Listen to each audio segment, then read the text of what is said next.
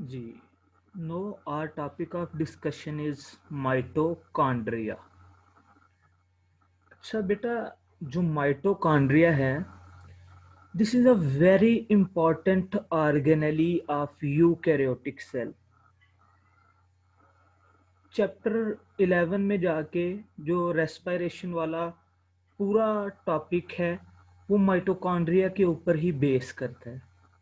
तो उसकी अच्छी अंडरस्टैंडिंग के लिए आपको माइटोकॉन्ड्रिया को पहले अच्छी तरह से समझना होगा। तो आज का बेटा जो लेक्चर है इसमें हम माइटोकॉन्ड्रिया का बेसिक इंट्रोडक्शन लेंगे कि माइटोकॉन्ड्रिया असल में क्या चीज़ है। फिर उसके बाद बेटा एक दो मेन इसके हम करेक्टरिस्टिक्स देखेंगे। फिर इसके स्ट्रक्चर की बात करेंगे कि माइटोकॉन्ड्रिया का जो स्ट्रक्चर है वो कैसा है, इसके स्ट्रक्चरल फीचर्स क्या हैं। और लास्ट पे बेटा हम बात करेंगे माइटोकॉन्ड्रिया के फंक्शंस की, कि माइटोकॉन्ड्रिया एक सेल के अंदर कौन से रोल्स जो हैं वो प्ले कर रहा है। तो चलें डेफिनेशन से ही स्टार्ट करते हैं। अच्छा बेटा, माइटोकॉन्ड्रिया जब वर्ड आप यूज करेंगे तो mitochondria is a plural word, जबकि इसका सिंगुलर जो है, अगर आप एक माइटोकॉन्ड्रिया की बात करते हैं तो आप उसे माइटोकॉन्ड्रियन कहेंगे। Mitochondrion is singular and mitochondria is plural. तो डेफिनेशन में बेटा क्या आता है जी, कि माइटोकॉन्ड्रिया जो है is a double membrane bounded organelle in eukaryotic cell that is involved in the process of oxidative phosphorylation and some other important metabolic reactions or metabolic process। यहाँ पे वो क्या कह रहा है कि माइटोकॉन्ड्रिया जो है ये एक यूकैरियोटिक सेल के अंदर, एक यूकैरियोटिक सेल के अंदर एक डबल मेम्ब्रेन बॉन्डेड ऑर्गेनेली है, यानी कि एक ऐसी ऑर्गेनेली है जिसको दो मेम्ब्रेन्स ने अपने अंदर बंद किया हुआ है। और ये ऑर्गेनेली क्या कर रही है, ये सेल के अंदर ऑक्सीडेटिव फॉस्फोराइलेशन, ऑक्सीडेटिव फॉस्फोराइलेशन का मतलब है बेटा एटी की प्रोडक्शन, एटीपी की प्रोडक्शन। और इसके अलावा जो डिफरेंट मेटाबॉलिक प्रोसेसेस हैं उनमें ये इन्वॉल्व हो रही है, उनको सरंजाम दे रही है। तो ऐसी ऑर्गेनेली को हम क्या कहते हैं जी, माइटोकॉन्ड्रियन।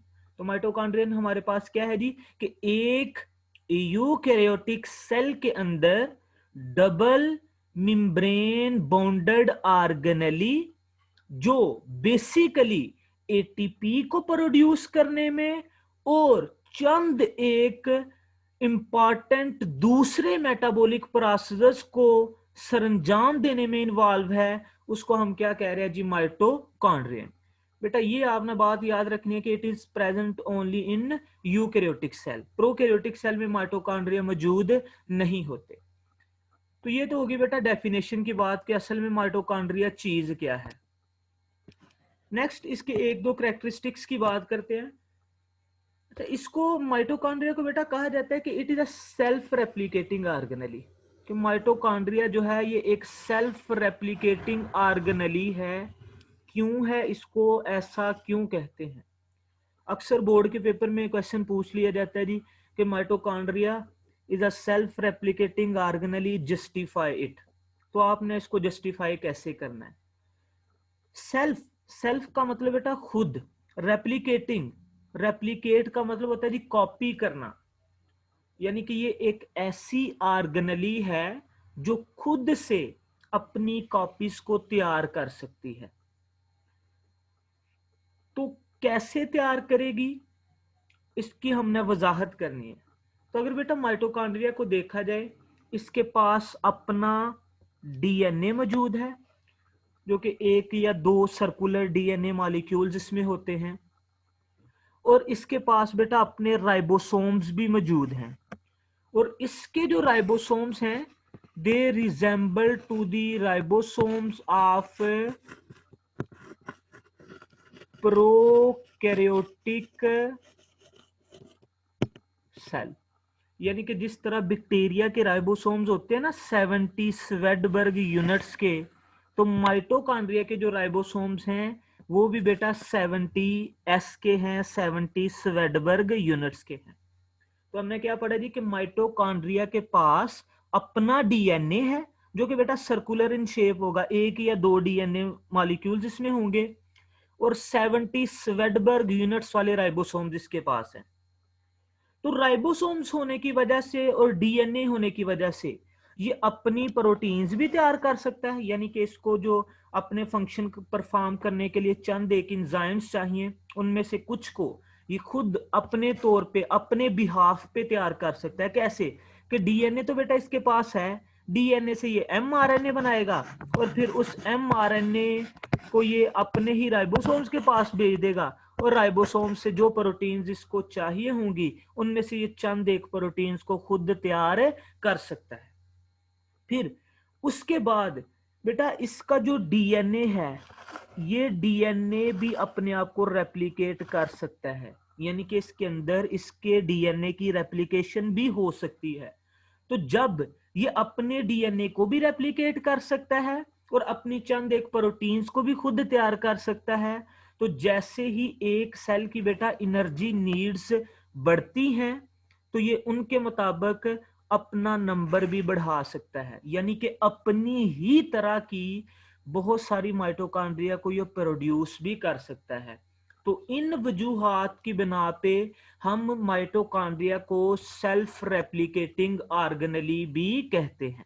तो पेपर में अगर आपको पूछ लिया जाए कि why mitochondria is called as self replicating organelle, तो आप क्या लिखेंगे कि माइटोकॉन्ड्रिया ऑर्गेनेली जो है इसके पास अपना डीएनए है और अपने राइबोसोम्स हैं। तो ये क्या करती है कि अपने डीएनए से एमआरएनए बना के, मैसेंजर आरएनए बना के अपने राइबोसोम्स पर अपनी चंद एक प्रोटीन्स की तैयारी कर सकती है, और जब इसका डीएनए रेप्लिकेट करेगा तो उसको ये अपनी ही तरह की दूसरी माइटोकॉन्ड्रिया में इंसर्ट करवा के अपनी बहुत सारी कॉपीज बना सकती है, अपने आप को रेप्लिकेट कर सकती है।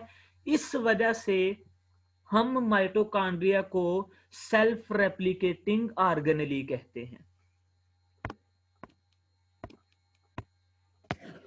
नेक्स्ट है बेटा हमारे पास कि एक सेल के अंदर माइटोकॉन्ड्रिया का नंबर कितना होगा, कि what will be the number of mitochondria in a cell, will it be fixed or not. क्या ये बेटा एक सेल के अंदर फिक्स होगा या नहीं? तो ये बेटा कोई फिक्स नंबर नहीं है, सेल टू सेल वेरी करेगा। ठीक है, किसी सेल में ये ज्यादा होंगे, किसी सेल में ये कम होंगे, और इसका जो नंबर है, इसकी जो तादाद का कम होना या ज्यादा होना, ये डिपेंड करता है कि सेल की फिजियोलॉजिकल एक्टिविटी क्या है, कि सेल कौन सा फंक्शन परफॉर्म कर रहा है। अगर उसको फंक्शन परफॉर्म करने में बेटा ज्यादा एनर्जी की जरूरत है तो उसमें माइटोकॉन्ड्रिया की तादाद ज्यादा होगी। मसलन हमारे मसल सेल्स जो हैं, इन्होंने बेटा कंटिन्यूसली कंट्रैक्ट रिलैक्स करना होता है, तो इनके अंदर माइटोकॉन्ड्रिया की तादाद ज्यादा है। फिर उसके बाद अगर स्पर्म सेल की बात की जाए तो स्पर्म सेल ने फीमेल रिप्रोडक्टिव ट्रैक के अंदर जाके मूव करना है ओविडक्ट तक, तो उसे मूवमेंट के लिए, स्विमिंग के लिए एनर्जी की जरूरत है, तो उनके अंदर भी माइटोकॉन्ड्रिया की तादाद ज्यादा होती है। तो लिहाजा यानी कि हम कह सकते हैं कि एक सेल की फिजियोलॉजिकल एक्टिविटी क्या है उसकी बना पर फिर उसके अंदर माइटोकॉन्ड्रिया की तादाद को डिटरमिन किया जाएगा। अगर तो उसको फंक्शन परफॉर्म करने के लिए ज्यादा एनर्जी की जरूरत है तो उसके अंदर माइटोकॉन्ड्रिया ज्यादा होंगे। ठीक है, और अगर एनर्जी उसको इतनी ज्यादा रिक्वायर्ड नहीं है तो उसके अंदर माइटोकॉन्ड्रिया की तादाद कम होगी।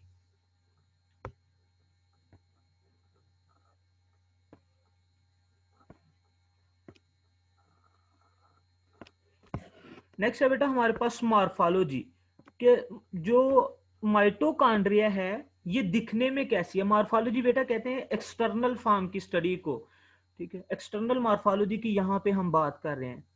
तो इसकी एक्सटर्नल फॉर्म या इसका एक्सटर्नल स्ट्रक्चर कैसा होता है, अगर तो बेटा इसको देखा जाए कंपाउंड माइक्रोस्कोप के नीचे तो ये हमें नजर आएगी वेजिकल्स की शक्ल में, थैलियों की शक्ल में, रॉड्स की शक्ल में या फिलामेंट्स की शक्ल में। ठीक है, यानी कि ट्यूब नुमा स्ट्रक्चर्स नजर आएंगे या गोल गोल वेजिकल्स की तरह के स्ट्रक्चर नजर आएंगे। लेकिन अगर हम इसको इलेक्ट्रॉन माइक्रोस्कोप के नीचे देखें तो ये एक बड़ी पेचीदा सी किस्म की मॉर्फोलॉजी को शो करती है, यानी कि हम इसके एक एक स्ट्रक्चरल फीचर को वहां पे स्टडी कर सकते हैं।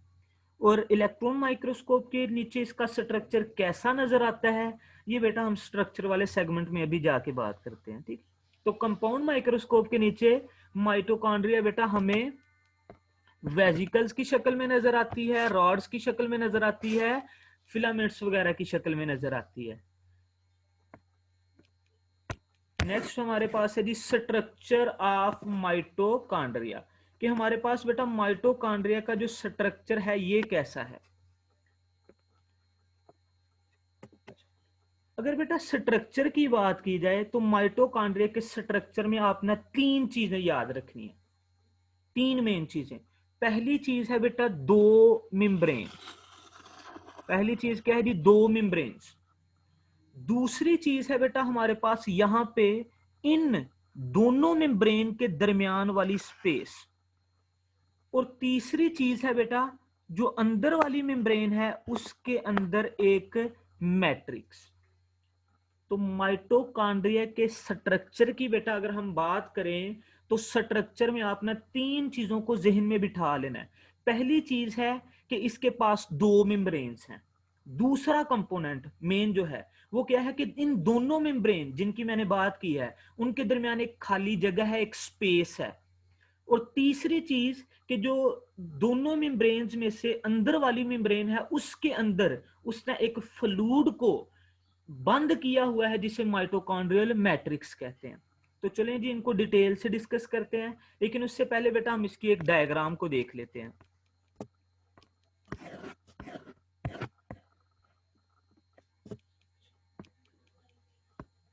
यहाँ पे देखिएगा कि ये देखें बेटा, ये हमारे पास माइटोकॉन्ड्रिया की ये जो बाहर वाली आपको लाइट पिंक से कलर की मेम्ब्रेन नजर आ रही है, this is outer membrane of mitochondria.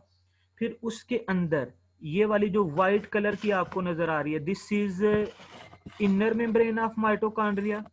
और इन दोनों के दरमियान ये जो येलो कलर में ब्राउन से कलर में आपको स्पेस नजर आ रही है, this is inter membrane space, IMS inter membrane space. और फिर इनर मेम्ब्रेन के अंदर बेटा ये वाला जो रीजन है, ये वाला, इस पूरे रीजन को, इस पूरे रीजन में एक फ्लूइड बंद है और इस रीजन को बेटा हम कहते हैं मैट्रिक्स।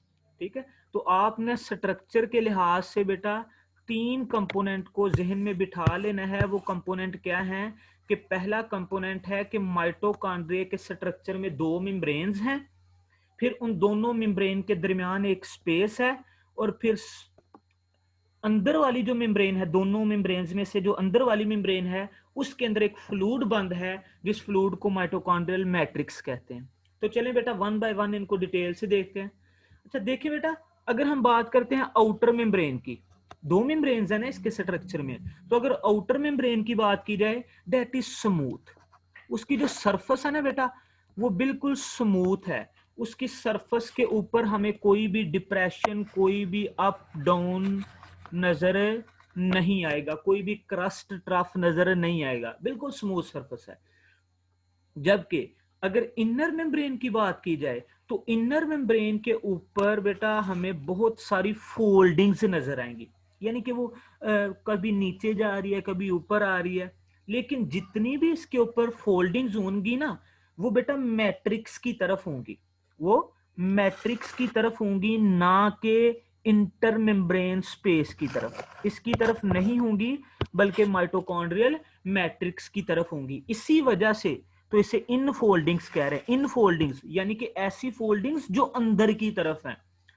तो हमने क्या देखा कि बेटा आउटर मेम्ब्रेन जो है माइटोकॉन्ड्रिया की दैट इज स्मूथ, उसके ऊपर हमें कोई भी फोल्डिंग्स वगैरह क्रस्ट ट्रफ नजर नहीं आते। जबकि अगर इनर मेम्ब्रेन की बात की जाए तो उस पे हमें फोल्डिंग्स नजर आएंगी, और वो फोल्डिंग्स होंगी किसकी तरफ, मैट्रिक्स की तरफ, ना के इंटर मेम्ब्रेन स्पेस की तरफ। और ये जो इन फोल्डिंग्स बेटा अभी जिनकी मैंने बात की है कि इनर मेम्ब्रेन के ऊपर मैट्रिक्स की तरफ, मैट्रिक्स को बेटा इनर चैम्बर भी कहते हैं, ठीक है। मैट्रिक्स की तरफ जो इनफोल्डिंग्स होती हैं, इन इनफोल्डिंग्स को बेटा एक स्पेसिफिक नाम दिया जाता है क्रिस्टे, ठीक है। इनर मेम्ब्रेन के ऊपर जो इनफोल्डिंग्स होंगी टुवर्ड्स दी माइटोकॉन्ड्रियल मैट्रिक्स, उन इनफोल्डिंग्स को बेटा हम कहते हैं क्रिस्टे। एक वर्ड सिस्टरने था जो कि हमने बेटा पढ़ा था एंडोप्लाज्मिक रेटिकुलम और गाल्जी अपरेटस में। वो क्या था कि उनकी जो फ्लैटेंड मेम्ब्रेनस सैक्स थी उनको हम सिस्टरने कह रहे थे, जबकि ये वर्ड क्रिस्टे है। तो आपने सिस्टरने और क्रिस्टे में कंफ्यूज नहीं होना।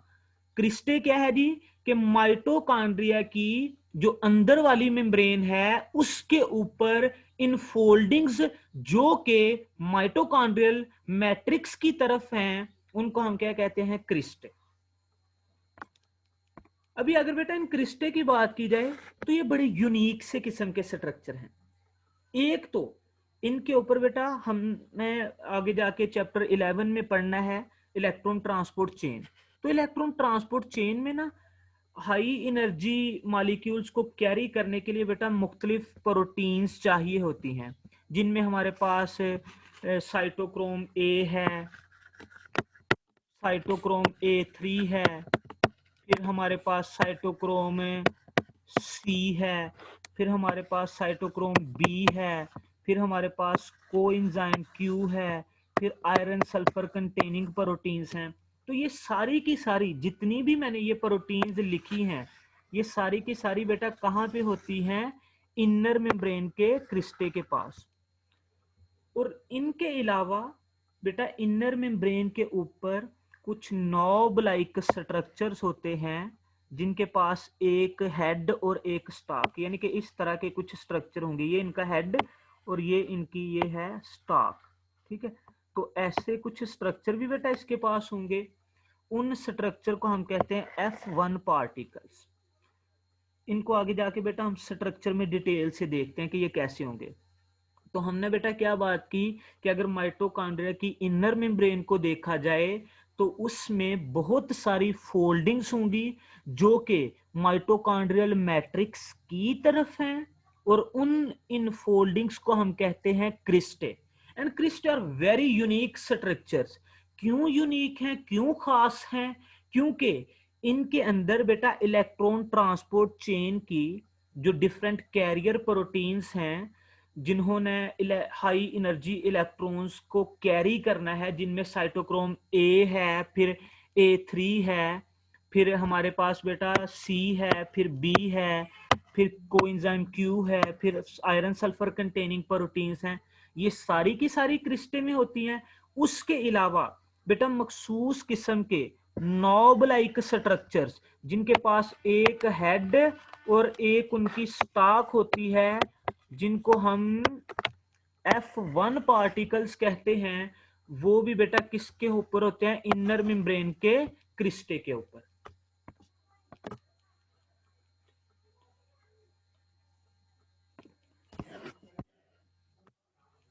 ये देखें यहाँ पे बेटा हमारे पास एक डायग्राम है माइटोकॉन्ड्रिया की। तो अगर आप देखें ये हमारे पास ये क्या है जी, दिस इज आउटर मेम्ब्रेन, यानी कि जो सबसे बाहर है। और इसके अंदर बेटा चंद एक प्रोटीन चैनल्स भी होते हैं जिनको हम पोरिन्स कहते हैं, ठीक है। तो आउटर मेम्ब्रेन में आप देखेंगे आपको कोई भी बेटा डिप्रेशन नजर नहीं आ रहा थ्रू आउट दी मेम्ब्रेन। जिधर मर्जी आप देख लें, ठीक है, ये बिल्कुल आपको स्मूथ नजर आ रही है। There is no depression, there is no infolding. तो ये हमारे पास जिसको बेटा अभी मैं मेंशन कर रहा हूं, दिस इज आउटर मेम्ब्रेन। फिर उसके बाद आप थोड़ा सा अंदर आए तो ये एक बेटा ये स्पेस है, ये वाली, ये इस स्पेस को हम कहते हैं इनर मेम्ब्रेन स्पेस या इंटर मेम्ब्रेन स्पेस, ठीक है, ये जो सारी। उसके बाद नेक्स्ट आप देखें तो ये वाली मेम्ब्रेन जिसको अभी बेटा मैं मेंशन कर रहा हूं, जिसमें कहीं पे क्रस्ट है, कहीं पे ट्रफ है, उतार चढ़ाव आ रहे हैं और इन फोल्डिंग्स हैं, ठीक है। ये वाली ये इसकी बेटा क्या है, ये दीज आर इन फोल्डिंग्स। इस मेम्ब्रेन को बेटा हम नाम दे रहे हैं इनर मेम्ब्रेन का। और इनर मेम्ब्रेन की बेटा जो इनफोल्डिंग्स हैं उनको हम क्या कह रहे हैं जी, क्रिस्टे। इनर मेम्ब्रेन की जो इनफोल्डिंग्स हैं उनको हम क्या कह रहे हैं जी, दीज इनफोल्डिंग्स, ये वाली, ये इनफोल्डिंग्स बेटा ये कहला रही हैं क्रिस्टे। उसके बाद अगर बेटा क्रिस्टे को मजीद गौर से देखा जाए, ये एक क्रिस्टे है हमारे पास, फर्ज करें ये वाला, तो इसके ऊपर ये जो आपको 3 डॉट्स नजर आ रहे हैं येलो कलर में, these are the electron transport chain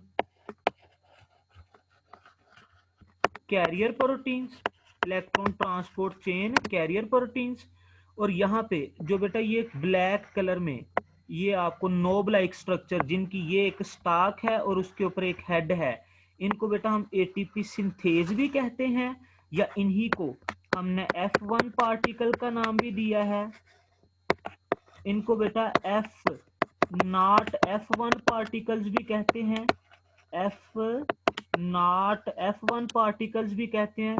फिर इनको बेटा ऑक्सीसोम्स भी कहते हैं, ऑक्सीसोम्स भी कहते हैं। और असल में यही बेटा ये एटीपी सिंथेज या F1 पार्टिकल्स या F0 पार्टिकल्स या ऑक्सीसोम्स, यही वो मुकामात हैं, यही वो पार्टिकल्स हैं जिन्होंने माइटोकॉन्ड्रिया के अंदर एटीपी को जनरेट करना होता है। तो आई होप बेटा आपको इसकी आउटर मेम्ब्रेन और इनर मेम्ब्रेन के स्ट्रक्चर की समझ आ गई होगी। मैंने आपको बताया है जी कि जो आउटर मेम्ब्रेन है बेटा ये बिल्कुल स्मूथ है, इसके ऊपर किसी भी किस्म की कोई डिप्रेशन नहीं है, सिर्फ चंद एक ट्रांसपोर्ट प्रोटीन्स होती हैं जिनको हम पोरिन्स के नाम से जानते हैं।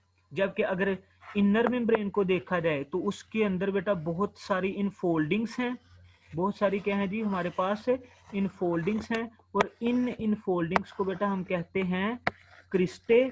और अगर एक क्रिस्टे को देखा जाए तो इसके पास बेटा ये येलो कलर में इलेक्ट्रॉन ट्रांसपोर्ट चेन की कैरियर प्रोटीन्स हैं, और ब्लैक कलर में एटीपी सिंथेज या F1 पार्टिकल्स या F1 पार्टिकल्स भी बेटा इनको कहते हैं, या ऑक्सीसोम्स भी कहते हैं।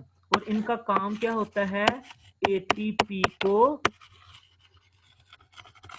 जनरेट करवाना। क्लियर।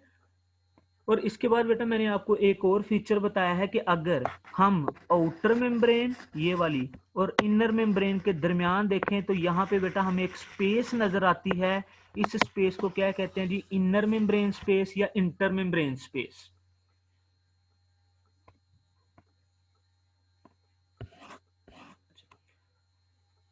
चलिए मेम्ब्रेन्स की बेटा हमने बात कर ली, अभी आ जाए स्पेस की तरफ। तो स्पेस जो बेटा आउटर मेम्ब्रेन और इनर मेम्ब्रेन के दरमियान में है, इसको क्या नाम दिया जाता है जी, इंटर मेम्ब्रेनस स्पेस या इनर मेम्ब्रेनस स्पेस, या इसको बेटा आउटर चैम्बर भी कहते हैं। ये आपने याद रखना है कि माइटोकॉन्ड्रिया में आउटर चैम्बर कहते हैं इनर मेम्ब्रेन और आउटर मेम्ब्रेन के दरमियान वाली स्पेस को, और आउटर चैम्बर का दूसरा नाम क्या है जी, इंटरमेम्ब्रेनस स्पेस। दोनों कंपोनेंट्स की बात हो गई, मेम्ब्रेन्स की बात भी हो गई और मेम्ब्रेन्स के दरमियान वाली स्पेस की बात भी हो गई। अभी जरा आए बेटा कि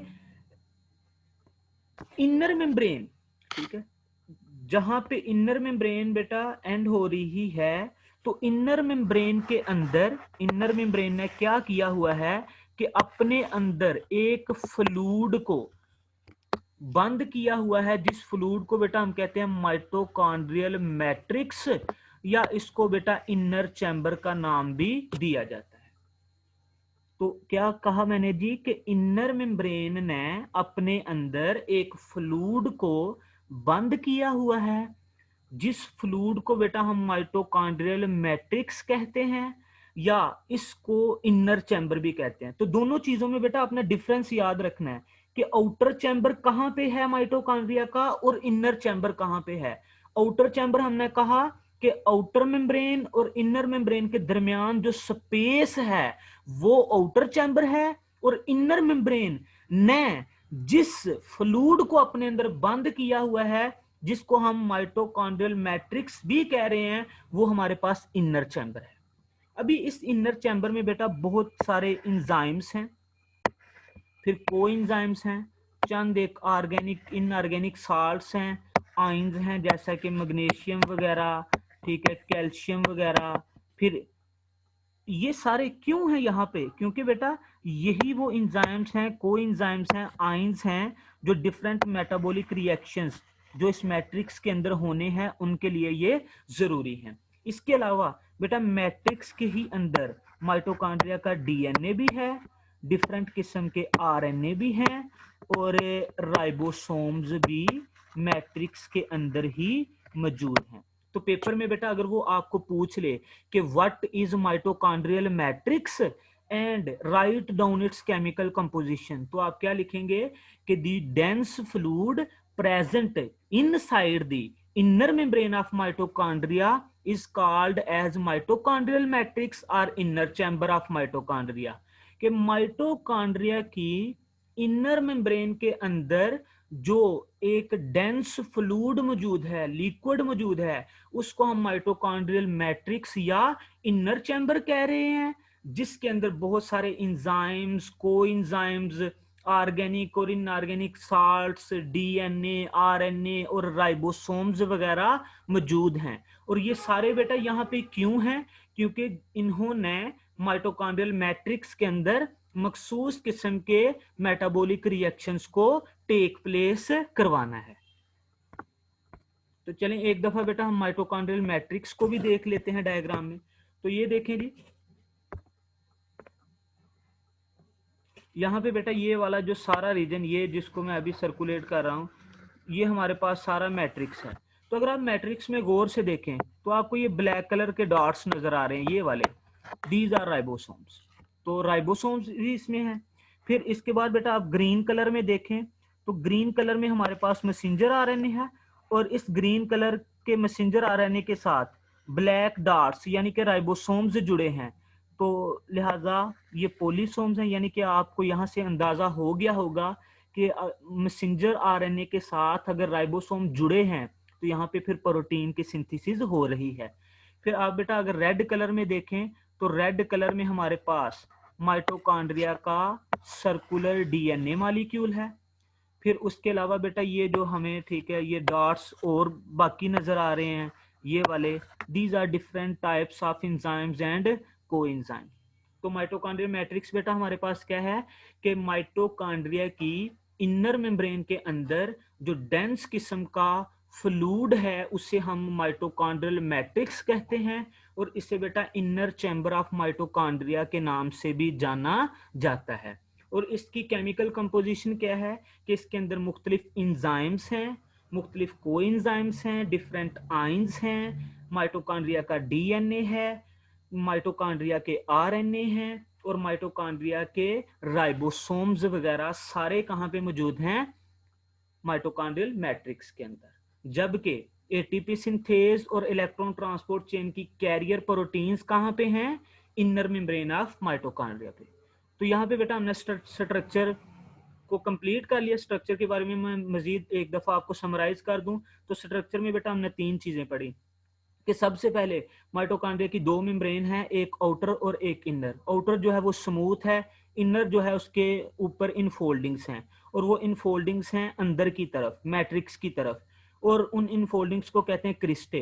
क्रिस्टे के ऊपर क्या होता है? एटीपी सिंथेज या F1 पार्टिकल्स जिन्होंने एटीपी को जनरेट करवाना है, और उसके अलावा इलेक्ट्रॉन ट्रांसपोर्ट चेन की कैरियर प्रोटीन्स भी किसके ऊपर हैं? क्रिस्टे के ऊपर। फिर हमने बात की कि आउटर मेम्ब्रेन और इनर मेम्ब्रेन के दरमियान में एक खाली जगह होती है जिसे इनर मेम्ब्रेन स्पेस कहते हैं या आउटर चैम्बर कहते हैं। ये हो गया दूसरा कंपोनेंट। तीसरा कंपोनेंट बेटा हमने क्या पढ़ा कि इनर मेम्ब्रेन ने अपने अंदर एक डेंस फ्लूइड को बंद किया हुआ है जिसे हम माइटोकॉन्ड्रियल मैट्रिक्स कहते हैं, और इसकी केमिकल कंपोजिशन क्या है कि इसमें डिफरेंट इंजाइम्स हैं, कोएंजाइम्स हैं, आयंस हैं, जिन्होंने यहाँ पे डिफरेंट किस्म के मेटाबॉलिक प्रोसेस करवाने हैं। उनके अलावा यहाँ पे माइटोकॉन्ड्रिया का डीएनए है, माइटोकॉन्ड्रिया के आरएनए हैं जिन्होंने प्रोटीन सिंथेसिस में हिस्सा लेना है, और माइटोकॉन्ड्रिया के 70S वाले राइबोसोम्स मौजूद हैं। तो इंट्रोडक्शन की बात भी होगी, माइटोकॉन्ड्रिया को बेटा सेल्फ रेप्लिकेटिंग ऑर्गेनेली क्यों कहते हैं उसकी बात भी होगी, एक सेल के अंदर माइटोकॉन्ड्रिया कितने होने चाहिए ये बात भी होगी, फिर माइटोकॉन्ड्रिया का स्ट्रक्चर कैसा होता है ये बात भी होगी। लास्ट बेटा हमारा एक सेगमेंट रह गया है इस टॉपिक का, डेट इज कि what are the functions which are being played by mitochondria in an eukaryotic cell. अच्छा, पेपर में बेटा डायग्राम ठीक है आपने इसकी लाजमी ड्रा करनी है, तो मेरे ख्याल में तो ये डायग्राम बेस्ट है, ठीक है आप इसी को ड्रा करें, ठीक है।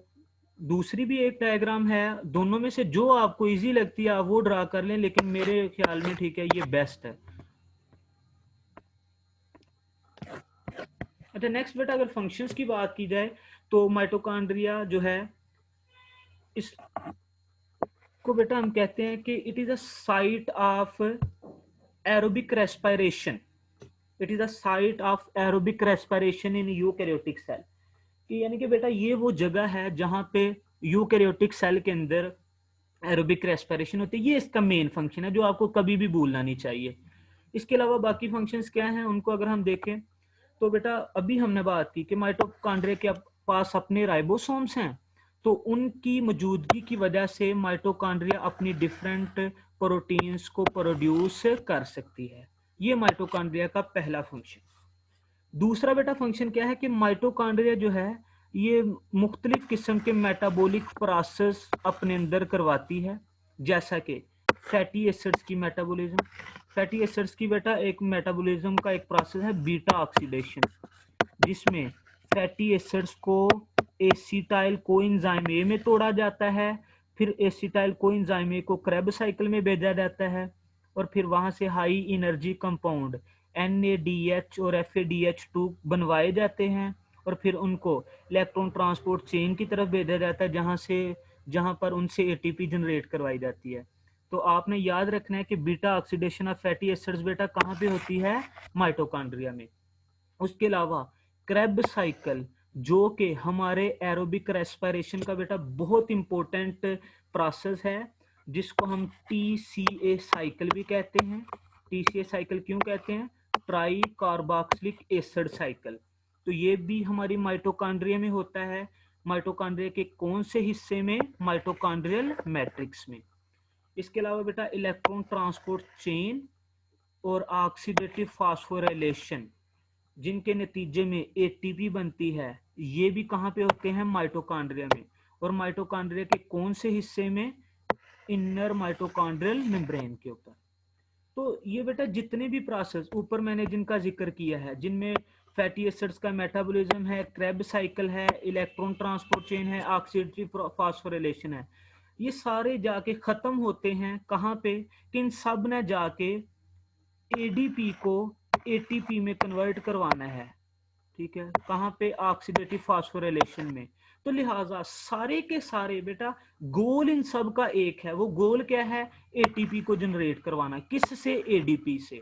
तो लिहाजा माइटोकॉन्ड्रिया बेटा क्या कर रही है, ATP तैयार कर रही है, और ATP को कहा जाता है energy currency of cell, energy currency of cell, यानी कि बेटा ये सेल के अंदर एनर्जी की वो फॉर्म है जिसको सेल अपनी डिफरेंट एक्टिविटीज को परफॉर्म करने में स्पेंड करता है। तो लिहाजा अगर माइटोकॉन्ड्रिया के अंदर सेल की एनर्जी करेंसी बन रही है, तो इस वजह से बेटा माइटोकॉन्ड्रिया को power house of the cell के नाम से जानते हैं। तो पेपर में अगर बेटा आपसे शॉर्ट क्वेश्चन में पूछ लिया जाए कि why mitochondria is known as power house of cell, तो फिर आप इसी चीज को एक्सप्लेन करेंगे कि माइटोकॉन्ड्रिया के अंदर फैटी एसिड्स की बीटा ऑक्सीडेशन हो रही है, क्रेब साइकिल हो रहा है, इलेक्ट्रॉन ट्रांसपोर्ट चेन हो रहा है, लेकिन इन सब का गोल क्या है कि ऑक्सीडेटिव फास्फोराइलेशन के जरिए ADP को ATP में कन्वर्ट करवाना, यानी कि ATP बनाना। और ATP कहते हैं एनर्जी करेंसी ऑफ सेल, यानी कि सेल की पावर को। तो अगर सेल की पावर या सेल की एनर्जी, सेल की करेंसी यहाँ पे जनरेट हो रही है, तो इस ऑर्गेनेली को फिर हम power house of the cell के नाम से जान सकते हैं। क्लियर। तो माइटोकॉन्ड्रिया के बेटा फंक्शंस में मैंने आपको क्या बताया कि एक तो माइटोकॉन्ड्रिया के पास अपने राइबोसोम्स हैं, लिहाजा अपने राइबोसोम्स की प्रेजेंस की वजह से माइटोकॉन्ड्रिया अपनी चंद एक प्रोटीन्स को तैयार कर सकती है। फिर उसके बाद बेटा मैंने बताया कि यहाँ पे मुख्तलिफ किस्म के मेटाबॉलिक प्रोसेस होते हैं, जैसा कि फैटी एसिड्स के मेटाबॉलिज्म में बीटा ऑक्सीडेशन यहाँ पे हो रही है। फिर बेटा मैंने आपको बताया कि क्रेब साइकिल, जिसमें एसिटाइल कोएंजाइम ए को पायरोवेट जो बना था उसको एसिटाइल को ए में कन्वर्ट करवा के फिर साइकिल के through high energy compounds NADH और FADH2 बनवाए गए थे। वो भी कहाँ पे होता है? माइटोकॉन्ड्रिया में।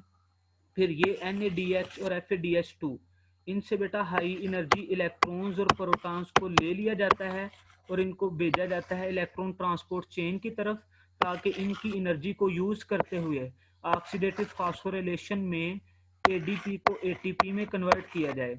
तो ये सारे प्रोसेस बेटा कहाँ पे हो रहे हैं? माइटोकॉन्ड्रिया में। तो लेकिन इन सब का गोल क्या है, नतीजा क्या है, कंक्लूजन क्या है कि ये सारे ATP को बनवा रहे हैं। और ATP क्या है? सेल की पावर, सेल की करेंसी, सेल की एनर्जी।